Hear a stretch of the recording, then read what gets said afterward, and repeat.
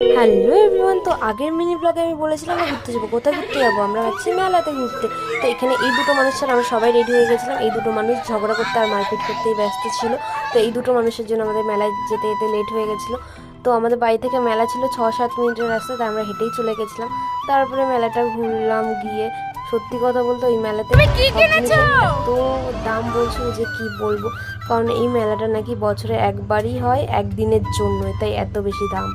যাই হোক, এখানে মা টুকটাক জিলাপি তারপরে এই বাদাম ফাদাম নিয়ে নিয়েছিল বাড়ির জন্য। তারপরে আমি একটা দোকানে গেছিলাম কানের দেখতে, বাট একটা কানের পছন্দ হয়েছিল, বাট বেশি বলছিল দাম। আমাদের কলকাতায় যে কানের দাম 30 টাকা, ওখানে বলছে 60 টাকা। তো আমি ভাবলাম এত দাম দিয়ে এখান থেকে কেন কিনতে যাবো, আমি কলকাতা গিয়ে কিনে নেবো। তো এখানে আমরা সবাই মিলে আইসক্রিম কিনে নিয়েছিলাম। তারপর মা একটা দিয়াকে বাবলস কিনে দিয়েছিল। সেই বাবলসে কিচ্ছু হচ্ছিল না, আর ও তো ফুলাতে পারে না, তাই আমরাই ট্রাই করছিলাম, বাট কিচ্ছু হচ্ছিল না, আমাদের টাকা বেকার গেছে। তো আজকে মিনি ব্লগ এইটুকুনি, টাটা।